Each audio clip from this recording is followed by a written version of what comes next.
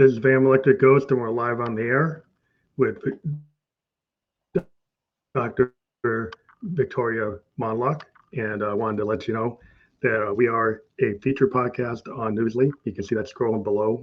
If you haven't checked out that platform, you can use coupon code GHOST and check that out for a month. That is an audio platform, and later we'll be on there as a featured podcast. But again, thank you for being on the podcast today. And we're going to get into your background. We do have your website up, drvictoriamondloch.com, and that will be fully clickable to anybody who wants to check that out when we're published on all the other platforms that we're on. But first thing we always ask any guest on the show is like, what motivates you and why do you do what you do?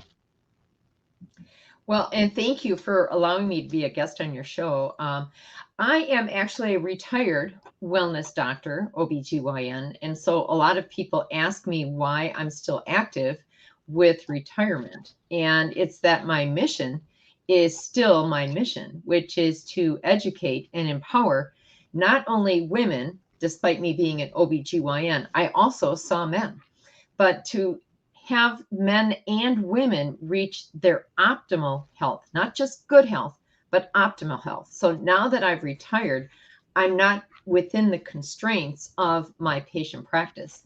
I have a much larger stage and larger audience. That's cool. So you wanted to continue to like bring it forward and maybe be able to do things that if you were in your position you couldn't do. So yeah, it's always interesting. Sometimes you're kind of forced to be in a lane. And then when you can, get to a position where you're not always, forced to be in that lane, you can look at other things. Correct. So that's awesome. So maybe give a little backdrop in terms of your story and how you got to where you are now. Kind of maybe like an elevator pitch at a brief, but we can dive into it because we got an hour. But I don't know how you want to approach that. Well, I'm a very unconventional doc. I didn't intend to go to medical school at first. I was going to go in a totally different direction. And it was only when I had a teacher challenge me and tell me that he didn't like the direction I was picking, that he thought I should go a different direction. And I started getting encouragement from other people. I thought, well, I can at least take a dabble at it and do a little science when I'm in college. Well, I ended up liking science so much that I ended up in research first and then ended up getting into medical school. When I got to medical school, I almost quit. And the reason is that I learned very early that medical doctors are very good at saying what they feel is going on, but they're not very good at admitting when they make a mistake. And they're very slow to admit that they made a mistake. So here I was, first year in medical school, and I'm going to class with a fever of 103.5 and peritonitis.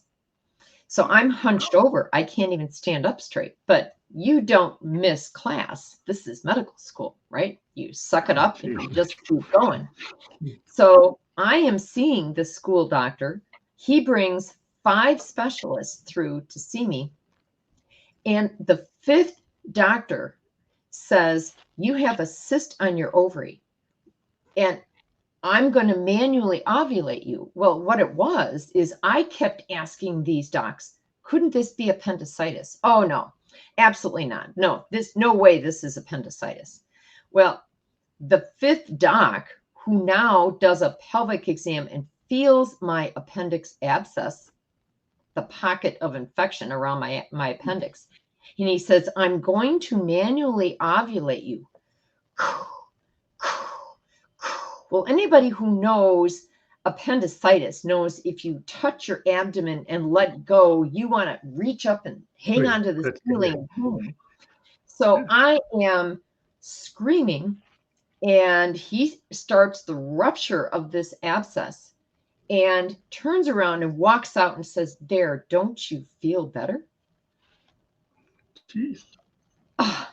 So 15 minutes later, I'm back in class and it blows. And it feels like somebody put a shotgun to my belly and shot at short range. and I just pass out right on the lecture table.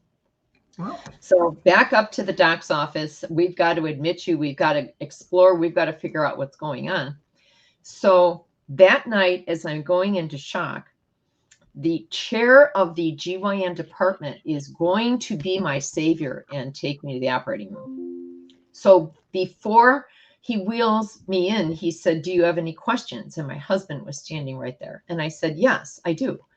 Why is my diagnosis a twisted ovarian cyst when I have fever and peritonitis?" I said, "The two don't fit." Now, I'm a freshman medical student challenging the chair of the department, right? And literally, he grabs my hand and he goes, now, dear, that's why I'm the staff and you're the student." So they take me to the OR. I die on the operating room table. And they have to bring me back and call in a surgical team who then works through the wrong incision because I'm a medical student. I have to get back to class ASAP. So I wake up from surgery and here's a gentleman sitting at the end of my bed, and he straightens up and, says, "I'm from the medical college." And I said, "Oh, wasn't that nice that you're here to check on me?" And he goes, "I'm here to tell you, you missed your exams and you have to get your butt back to class because you are considered incomplete and you may be kicked out of school." And here I am, NG tube in place, dual IVs. I'm just waking up from surgery. I still have the original dressing on. They haven't even taken that off. So I am literally back in class 9 days later because I had to be. That's crazy. I mean, is that just the insensitivity of not understanding, women as these male doctors? I'll get to that. I'll get to that. So I almost quit medical school, and I decided, no, be the change agent. Be the person who makes the difference. So I stayed, finished medical school, got into my residency, finished my residency. I'm now a full-fledged MD. I am working at a job, and I'm an OBGYN. 2 days before I'm delivering my second daughter, I go into a bowel obstruction, which is scar tissue, which has kinked my bowel, and nothing can go forward. Everything is coming backwards, and I'm cramping like no tomorrow. And I'm thinking I'm in labor because I'm 2 days from my due date. And no, it's a bowel obstruction. So long story short, we get my daughter delivered, and the bowel obstruction does not go away. I'm on morphine every 2 hours for the pain. And the surgeon who is seeing me doesn't believe that I'm in pain. So he sends the nurse in with a sleeping pill, which anybody who knows that if you have a tube going down into your stomach to suck out contents to keep your GI tract quiet, you don't give them a pill. You're not even supposed to have ice chips, right? So the nurse comes in with my pill and she said, "Well, the surgeon wants to see if your pain is real." I said, "What?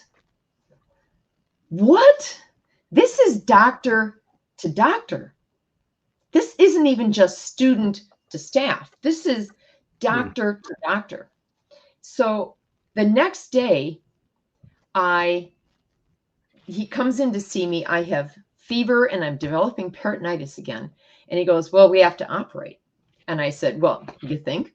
So the chief resident, because this is the hospital I trained at, the chief resident comes in and he said, "Can I be in on your surgery?" And I said, "You have to be. You are my eyes and ears, because the surgeon isn't going to tell me the truth of what he finds." Now, what a sad state to say that, right? So they take me to the operating room and he opens me up. And this is now the chief resident telling me this after I come to. He said, "Your bowel was black." He touched it and it went poof, and you went flatline and you died on the table. So I've died twice on the table. Both times because the surgeon didn't believe that my pain was real. Was real. Yeah, that's really bad. I mean, but Well, being it's a mind, bad, yeah, I mean, right? what's really tragic, it's unbelievable, but it's not so unbelievable because, like, if you've read, like, there's a lot of information nowadays about how women are treated and how, like, minorities have been treated by doctors, where they don't listen. With African Americans, they think we have very high pain tolerance, the same kind of parallels. So they actually don't listen to what you tell them, and then they make Correct. assumptions, and they just have these mind points of view that are so narrow and so kind of backward. It's like, shouldn't you have a more inquisitive mind, a more thoughtful, holistic approach than to be so like tunnel vision? Not well, right. And not only that, is it because I was a woman? Perhaps. But this is MD to MD. So how is he going to treat the regular patient? Anybody else? Oh my, Yeah. It's like right. To the discount insensitivity and not listening. It's like they're not exactly. listening. You're giving them. You're a doctor. You're telling them information, and for whatever reason, whether it's like sexism or just ignorance or something else, they're not actually processing the reality. Like, why are they seeing something different than what you're seeing or what you feel? And Right. that's like not it's like why you get dumbfounded, like why is that? Right. And so, is it the woman thing? Is it a race thing? Is it truly that that African Americans and Mexican Americans are treated differently? We see examples all over the place of that. There are, the Mexican American community, because there is a language difference with many of those patient physician relationships, that women in labor were actually told if they weren't progressing, rather than bring in an interpreter and discuss that, oh, we'll start something where we'll try pitocin or we'll try an epidural. They would literally come in and say, well, we just need to do surgery. Your baby is in distress and we just need to do surgery. And they would never even try and explain that there were other options that could be tried because it was too much work. Too much work Now, to actually communicate. right, right. And now we had to chart that. And oh my goodness, that might make us late getting off shift. And you know, you can say, oh, you're just making that up. But I know for a fact that those types of instances occurred. So this is real, and it is a very expensive venture to seek healthcare, and yet we pay all of this monetary for healthcare, and we get the kind of service that we get. And there would be no other service that you would pay that amount of money for and actually accept the Bad outcome outcomes. of what you get. Bad outcomes. Right. You Yeah, you wouldn't accept it's it. just because You this. would, Well, I think yeah. it might be because there's a PhD. Not to put it down, but I think sometimes it's like this ivory tower. Like, if you're at this level, then you think you're beyond question. Like you're saying, they don't want to admit mistakes, and so and then they get like a mindset that makes them not willing. Like in other professions, you're kind of measured by your errors. Like I'm in IT, I'm in Hmm. software design. If we don't put out good quality, we have quality metrics that look at what we're putting out, and we get judged by the quality of the stuff we put out. But it Hmm. looks like what you're saying is they're not being judged by the quality of what they do. It's crazy. It's just crazy. So I literally had been the president of my 8 physician OBGYN group, and I wanted wellness to come into the office, and the other 7 didn't. So I literally Hmm. quit my job. I quit and I went out solo because I said, you can't accept wellness? Well, what is it that you will accept. Well, we want more surgeries. We want more procedures. We want to make more money. And I said, you guys make enough money. What is your problem? Well, there's never enough money. I said, I can't work with you. If you cannot accept that wellness is something that patients deserve, then I quit. And I literally quit my job and I went solo. And my practice, since going solo for the past 20 years before I retired last year, was all about how do I reach not just good health with my patients, how do I reach optimal health? And you may say, well, that's just a little bit over good health. Well, no. I'm going to beg to differ, because I'm going to say to you, the way the medical profession works is that you get a blood test drawn and they'll say to you, it's in normal range. You are within the normal range. All is good. What I say is that's the normal range determined by labs from a 12-year-old to a 90-year-old. Most people have no idea that that's what the reference range is based on. Okay. So I say, I want to know where you need to be for optimal health. And optimal means that you are also so healthy, you are preventing this. Oh, so you're thinking about the long term. You got a more holistic point of view. I do. So realize optimal health says, I want to keep you forever 15 to 20 years younger than your stated age. That's a Wow. different metric. That's a different analysis of the numbers, right? So if you're That's looking at that exactly number, right. you're That's looking at a exactly right. different, you're trying to put it into a band and maybe say, in this band, are you actually optimal for Correct. maybe other characteristics, So, and actually putting more data, doing more data, doing more correct. assessments. Then I also said, not only do I want optimal, but I want to do the foundation of your health, which is the 4 basic hormone groups. And those 4 hormone groups, guess what? They're not checked by traditional Western medicine.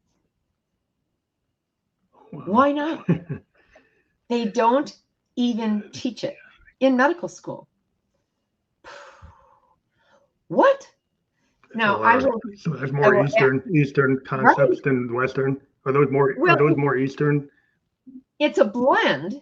It's a blend, because what I'll tell you is that every single patient that I told them I was going to check their 4 hormone groups, they'd look at me and say, well, doc, I want my insurance to cover this. And I'd say, it will. These are all labs. A traditional lab will draw. They're codable with ICD-10 codes, and your insurance will pay for them. They're like, let's go. So when you check those 4 hormone groups, I want you to think of them like 4 legs of a chair. And if you sit on a chair with a broken leg, what happens? Yeah. Boom, you're on the floor. You're going to be out of balance. Right? You're on the floor. So you dutifully rewrite that chair. You may ask your doctor, well, what's wrong? Well, they do their set of labs and they go, everything looks good here. I don't know what's wrong. Get out of my office. So you go back home and you sit on that same chair with a broken leg. Boom. Well, isn't that the definition of insanity? You keep doing the same thing and expecting a different result. So a lot of times people don't feel good. Yeah, but like a lot of times people don't feel good, and then they go to the doctor, and based on what you're saying, because they don't dive deep enough, they don't find it, and then because they don't find it. Root cause. Yeah, there's no looking for the root cause of why. So I always told my patients, not only am I the incessant 2-year-old, but I want you to be the incessant 2-year-old. Why do I feel this way? Why is this happening? And it's my job to rebalance those 4 hormone groups. And I don't want them just in reference range. Remember, I want them in optimal range. Yeah. Right. That's a different number.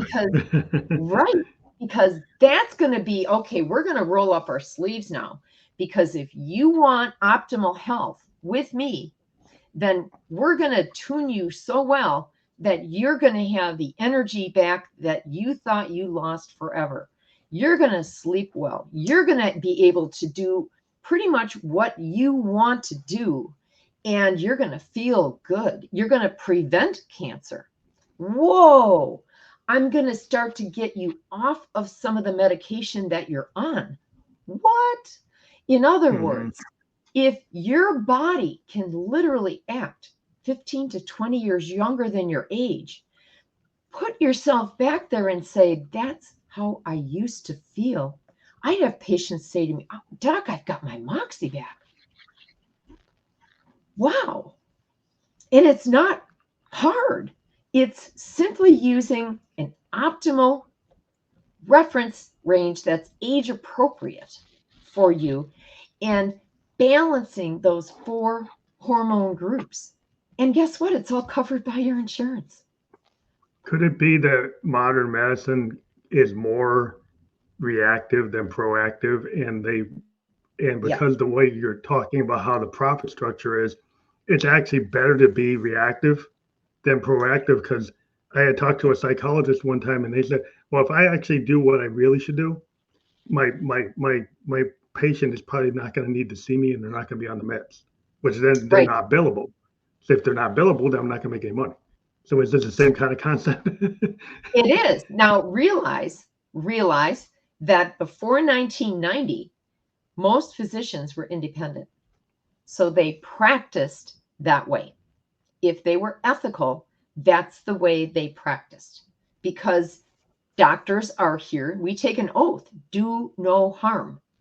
We are here to help. Okay. So since 1990, hospitals and insurance companies have been employing physicians. You know, 77% of all physicians are employed physicians by hospitals or healthcare insurance Well, not companies or private universities. practice anymore. They're not private. They're actually part of some corporation. Right. So they're not the ones making the decisions. The CEO of that organization tells them per quota how many referrals you have to make for this, for that, how many procedures. And if you don't make quota, you are actually going to get docked in pay. If you do it again, you're going to get docked in vacation. If you do it again, you're going to get fired. Well, that's not very. That's not actually going to be in the interest of creating healthy people. It's in Bingo. the So interest the of expectations, corporate profit. Corporate right? profit. The expectations of the patient no longer are the expectations of the system. They are at Yeah. exact opposites of each other. So That kind of makes it say, like, is the for-profit model ever going to work ethically?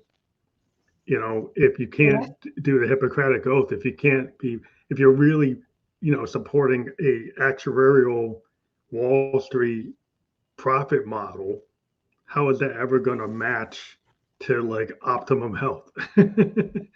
well, you're right, but the answer is that we rely on a pharmaceutical chemical model of treatment. Is our body natural? Yes, we have chemical reactions, but do we take unnatural chemicals and dump them in our body? Well, there's lots of examples of how we do that. Okay. Even soda. I'll just pick on soda. I'll pick on cigarettes. There are many things that we choose to do, but when we're told by a healthcare provider, I'm going to help you with your thyroid issue, here is this chemical. Well, now you really are trusting that they know best when it's a pharmaceutical chemical model that may not be the best treatment for your body, which is a symphony of multiple systems working together with those 4 hormone groups as your base. They're all talking to each other. So what happens if you put a medication in? It works on one leg over here, and the other 3 are going, what about Adverse us? reaction. Where you get all Yeah, the side how do effects, we interact with that? And so Yeah. it just doesn't always work the way we want it to work. So again, when you balance those 4 hormone groups, I could get people off of medication. I could actually get them so healthy that all they needed was supplements. Yeah. Is it more organic? Like you're talking about more naturopathic, organic, and maybe through diet and maybe Well, not just diet, but other things that maybe aren't as chemical. They're more like, you know, imbalanced. there are there are many things that patients can do with lifestyle. So yes, diet, exercise, and it's not just that I tell you, oh my gosh, go home and exercise. You need to do 10,000 steps. What I'm going to tell you, because you're going to look at me and go, well, I've got a crazy busy life, doc. I do 3 jobs. I've got 5 kids. I don't have time to 10,000 steps every day. Well, I'm going to give you this practical bit of advice and say, if you do 5 minutes of stair walking, it's equal to 30 minutes of walking continuously in a flat surface. Mm-hmm. Wow. Now, that was just useful information that you could now turn into your busy lifestyle and make it work. Everybody's got 5 minutes. Yeah. Some, Yeah. I mean, you can integrate things like that. Because like if you're like I'm in IT and I have a stand-up desk and I have a mhm, stepper and I have like a treadmill type of thing. So while I'm working, I'm standing at it right now instead of sitting. I mhm, can step and I actually check my steps. I do like tons of steps mhm. because I have a stand up desk. I tend to move around, and then even when I sit down, I have the thing. So if you integrate that into your daily life, and you say, "Well, I don't have time," because you're thinking you got to go outside to do it, but you know you can still go for the walk. But if you find ways to integrate things and it really, Bingo. I'm a diabetic, and I've been able to control my diabetes because I actually move a lot more, and they change, Mhm. update my diet too. But there's a lot of things like you can do without meds if you can, and then Right. it's not impossible to actually integrate it into your life. Right, right. And so, what I even tell people as they are pre diabetic or even early diabetic is if you can do enough aerobic exercise and you can actually get not only adequate fluid in you a day, which, oh my gosh, what is adequate fluid? Okay. But that if you can do your 3 meals, no snacks for the most part, most diabetics have to have a snack before bedtime, but Mm-hmm. most even pre diabetics, they've never had their insulin level checked, which is one of those 4 legs of a chair. So I'm going to Mm-hmm. bet that you never had an insulin level checked before they told you you were diabetic. No, I never had it checked until I was like 28. I mean, I had cancer, and I never had diabetes before cancer, but maybe I did. And I had a level 3 sarcoma, and then I'm 56 now. I survived it, but like right after all the chemo and radiation, they tested me. I'm like, oh, you're diabetic. So I don't know if it was like all the trauma or it was actually really there and they didn't see it, but they because they were doing all that Hard to blood work, say. they found Right. it. Hard to say, but the point is could that, if it was something predisposing, could it have been found earlier by checking insulin levels and reversing it? That's my whole point is, and I'm sorry that happened to you because maybe the chemo damaged your pancreas and kicked you into diabetes as well. But the point is that we Yeah, that's what don't I'm look, thinking. yeah, we don't look to prevent things. We look for when the disease is there. We do nothing to prevent. And that's insulin is one example. You can head off prediabetes and insulin resistance for years before it ever turns to diabetes. But nobody Mm-hmm. looks because they don't make Yeah, money if they prevent it in you.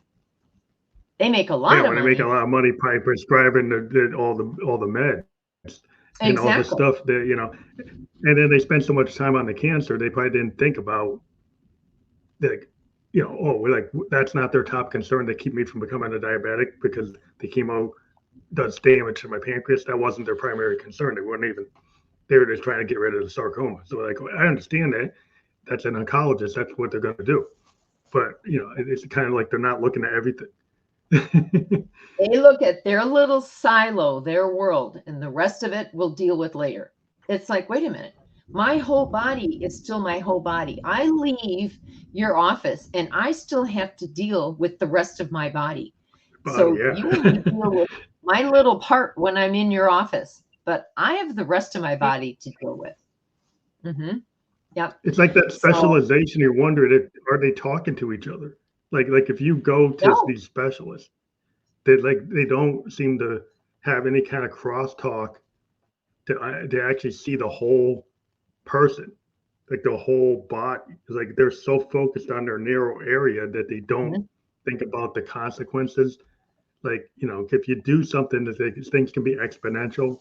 We do something in code that affects the stuff that's coming in, the stuff that's coming out. So I can see patterns, and if I don't focus, I can wreck something.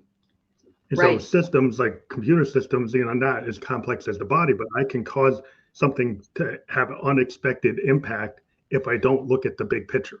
If I just stay at my low, I'm only doing this part, but it's part of a whole. And if you don't consider that, like the regression test Mm-hmm. to see what happens if you do this, does it break something else? And people tend Right. to not do the regression, which is probably Right. And similar to what you're doing. But right. I'll give you another example is whenever there is a cardiac patient and they see the cardiologist and they want them on a lipid lowering medication where they want their total cholesterol, because there's the good and the bad cholesterol and the total triglycerides. There's a lot in that lipid panel. But what they'll say to a cardiac patient is, I need your cholesterol below 100. mm-hmm. Okay. Now, realize that in the world of medicine, a healthy body needs a cholesterol level of 140 to make hormone. Oh, so they tell you to go under. Right. Because that works in their world, but it throws a wrench in Harms lots the of other other world. parts of your Throws things body. off in the yeah. That's the disconnect I'm talking about. It's like you think this is the right number, but the other systems that's not the right number. But that's not Correct. your concern, so you keep on pushing that, and then Right. everybody's like gets out of balance, and they're like, "Why are you out of balance?" Because this guy's saying it's supposed to be X, and it's not X. It's something. It's Right. Y, but they won't Right. change because they're like, "That's what it is." This is my world. This is where I want you. So sometimes there's this tussle back and forth, and the poor patient is stuck in the middle. And so I tried to mitigate all of that for my patients. And I said, listen, if I just get you to optimal, we don't have to have those little side discussions. They go away Mhm. because you don't need those side discussions anymore. So in the last 20 years of my practice, again, OBGYN, I started with women, but I would, with their consent, follow their hormone levels. And then I developed the graphs of where their hormone levels should be for their age. Like a What a band, concept, like you do an age band. Yeah, that's cool. right? What a concept. Well, guess what? That works with men too. What? That would make sense. It's just to play different levels, Right, but based on your sex, and different hormones based on your sex, but the same concept of the banding. But right. it makes a lot of sense to me. Being I deal with a lot of data, and they see parallels and like patterns, and like I can understand even if I'm not a medical professional, I can kind of get into the idea of the data Right. But structure. the concept remains the same. So, Yeah. so I started writing books about what that looked like in the real world. And doctors didn't want to read this, but the patients needed to know this information so that they could educate themselves and they could then be empowered to take it to another doctor, maybe they moved, they're in a new city, that they could say, this is the way I was being treated, and this is what I want you to do with me. And here's the book that says why. So my first book was all about the adolescent, the first forgotten female, because everybody knows adolescent with a little hormone imbalance, right? And that hormone imbalance is not understood. What did doctors say? They say, I'm going to put you on the pill. It'll even things out and you'll be fine. Well, I don't want to go on the pill. Well, that's what I have for you. That's it. There's not that's even all they got. Right. Yeah, there's nothing else. So, right. So I tell the truths. I dispel the myths. I go through the research. I talk about the symptoms. I talk about lifestyle. I talk about eating disorders. And it's written as a mother-daughter guide because the mom needs to be a partner with their adolescent, not adversarial with their adolescent. And at the back of each book, there are not only case studies of patients that were in my office that I changed the names, but also a chapter how to talk to your healthcare provider. Wow. So then, not let them top down you, because I think the problem is like if you get like a mother goes to the doctor and the doctor says top down, you need to be on birth control, and you don't question it, then you don't look at any other information to know there's another path. Correct. And you don't even know that there might be another problem going on. What if the migraines and the really heavy bleeding that are going on is really hormone imbalance, and you're not helping anything down the road by simply covering it up with a pill? Yeah, to cover it up. That's the problem with like the Western medicine is like the pill tends to like really just cover up. It doesn't really get rid of the source problem, right? And then it ends up causing other problems down the road, like infertility and all sorts of other issues, right? So the second book I wrote was for the adolescent's mom and grandma. So the second forgotten female is the perimenopause, menopause, postmenopause woman. And they get told the disinformation that hormone is bad for you. Well, wait a minute. If hormone is our lifeblood and it's how we get pregnant and deliver babies and have families, why is it so good for us from age 12 to age 50? And then it suddenly flips and it's bad for us. Bad. Wait a minute. We're the same body. What changed overnight? Nothing. Except there was bad research, and the difference between American research and European research is actually opposite results doing the same research. And you go, wait a minute. Wait a minute. How can you get opposite results? Well, menopausal research in Europe was done with human-based female hormone, estradiol and progesterone. They came up with no increase in breast cancer, decrease in heart attack, decrease in stroke, decrease in osteoporosis. American research didn't look at human-based. Oh no, we have to be pharmaceutical. So we looked at Premarin, which is pregnant mare's urine. What? Pregnant horse pee? How would that be equate to humans? Where did they get the idea that was equal? Where did they get the idea that that was equal? Right? Some biochemist thought it was equal?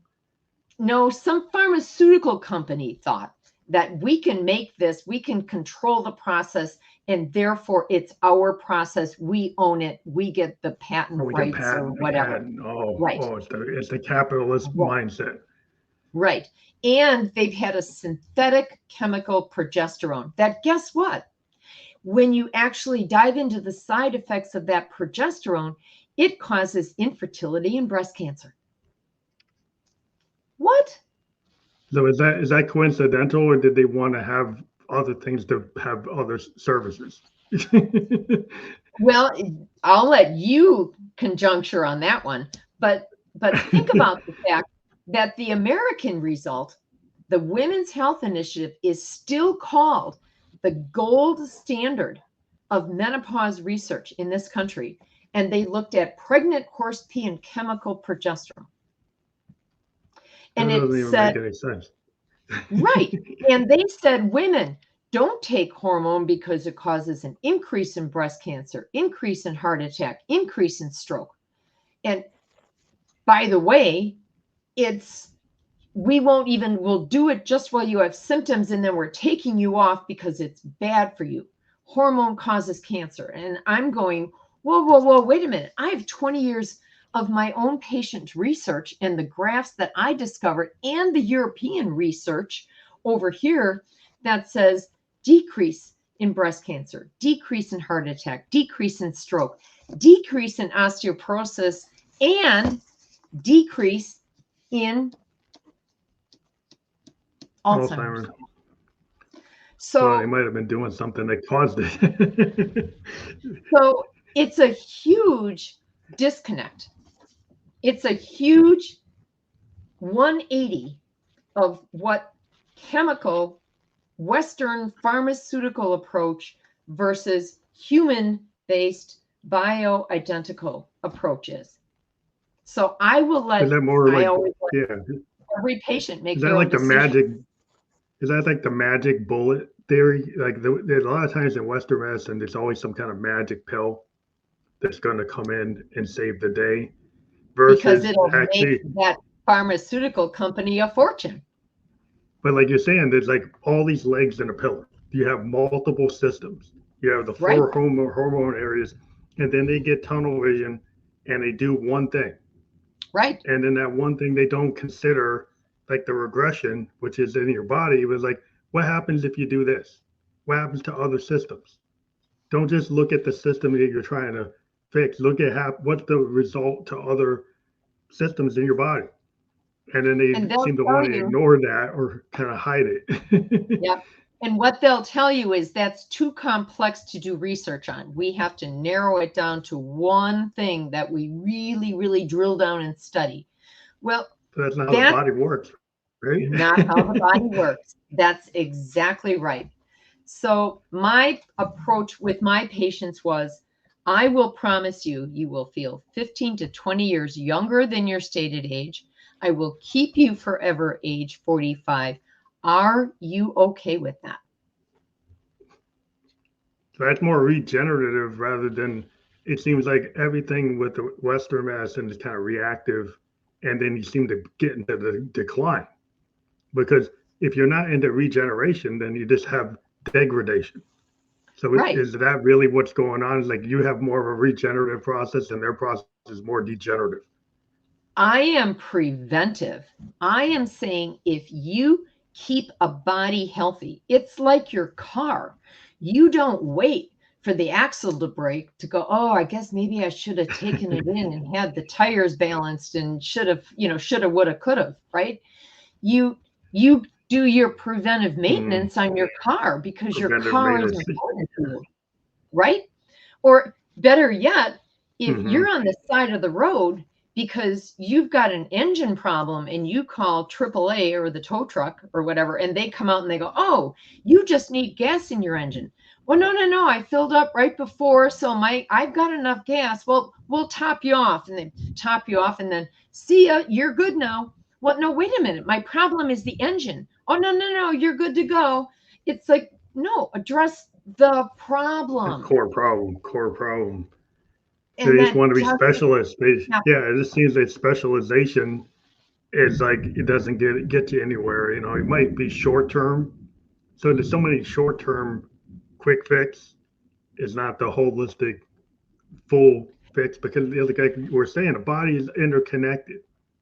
So, like in society, things are interconnected. But people say, oh, I'm an island. Like, no, there's all this stuff. You're connected to the environment. You're connected to other people. You're connected to the planet, right?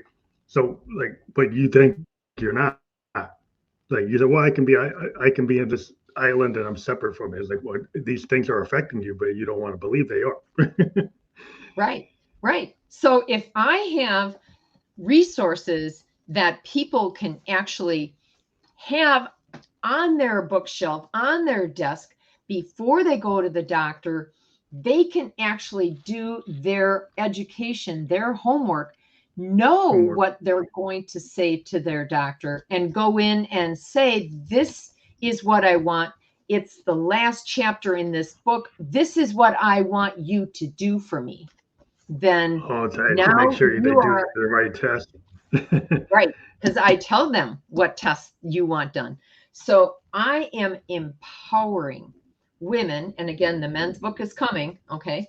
But I am here to empower people to say, you can take charge of your health and you can prevent many of the cancers in your, in your family. Even if you are BRCA positive, the gene for breast cancer, if you are estrogen dominant and you know that for the 20 years before you ever get a mammogram, guess what? You have a much lower chance of having that BRCA kick in because you've managed the risk factors ahead of time. You can't change You your just need gene. to be informed. Yeah, I think a lot of Right. people would think like medicine is way beyond their pay grade, so they don't want to know the details. Like my pop, he was like that, and he died of Alzheimer's, but he would never, when he went to the doctor, he would never really communicate. His opinion was, well, they're the doctor, they're supposed to tell me what's going on, and my mom would like yell at him and say, you got to tell the doctor what you're feeling. You got to tell the Right. doctor's not going to magically know, and they won't do tests if you don't tell them what's going on. They're not going to Right. automatically know.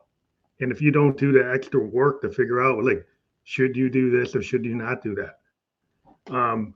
It's some homework, like you said. And maybe some people say, why I didn't go to medical school. I don't know.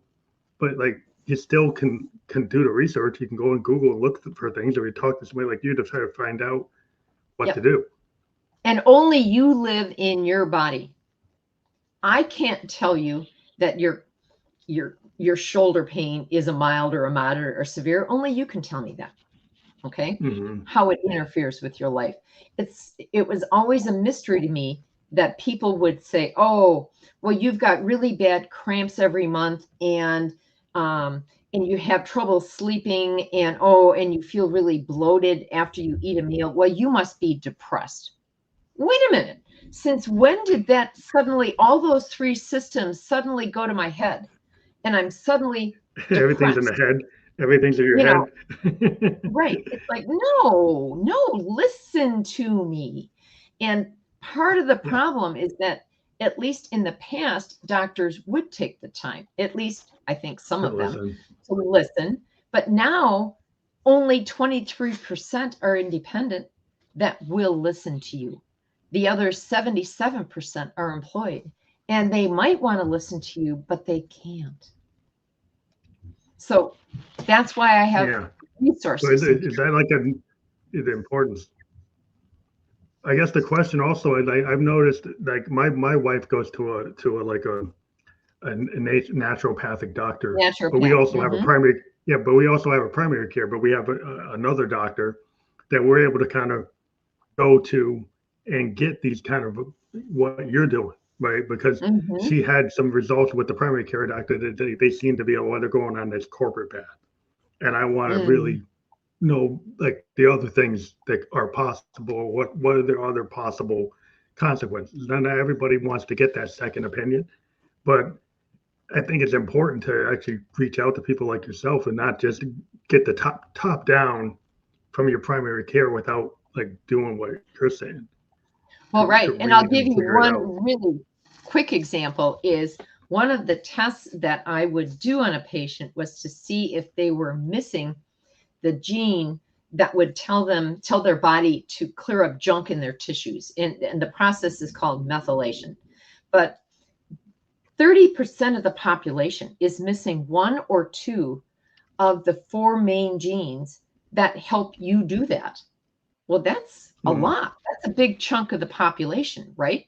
Well, people that can't clear junk out of their muscles, I want you to think about going to the gym and you get that burn, right? When you finish an exercise, you get that lactic acid buildup. Well, what if you never cleared it? Mm-hmm. What if you could never Oh clear wow! So that what happens? lactic acid and it built and it built and it built? Well, I'm not saying it's lactic acid, but what if other toxins of tissue breakdown build like that. never get cleared? Well, those are primarily patients that I saw that were told they had fibromyalgia. Now, when I checked them to see if they were missing one or two of those genes, more than 90% were. How do you work with it if it's genetic? Well, you give them the methyl back with their vitamin B12. What? Vitamin? Yes, but methyl, methyl, methyl vitamin B12, not just any old B12. But not just a normal B12. Yeah. Right. So when I did that with a patient, literally 70 years old, who had been told for 50 years she had fibromyalgia. When I first met her, she hobbled off the elevator, had a cane, took a while to get into the front door, shuffled, the whole bit. Well, when we discovered that that's what she had going on, and she had a few other things going on, we balanced her hormones, whatever. But one of the days she came into the office, the elevator door opened, and she danced out of the elevator, opened the front door, danced into the office, and my secretary just went, wow. Methyl B vitamins. Who knew? Right? So sometimes really simple things can make a huge difference.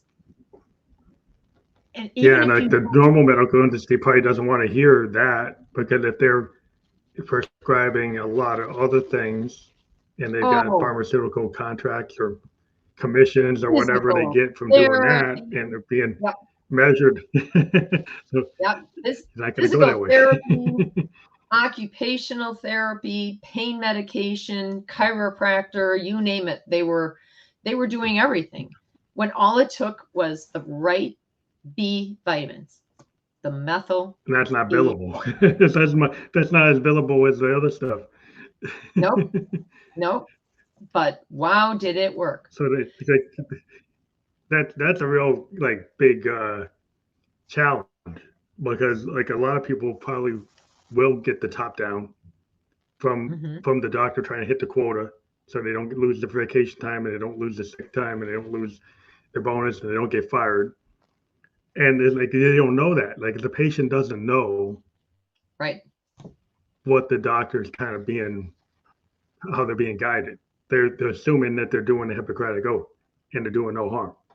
And so that's eye opening for a lot of people. They're oh wow, I need to take more ownership of my health and actually find people like yourself and actually start looking into it. Right, exactly. So my website is down there displayed on the bottom. On my website, there is a books tab that you can actually go on and you can see these books.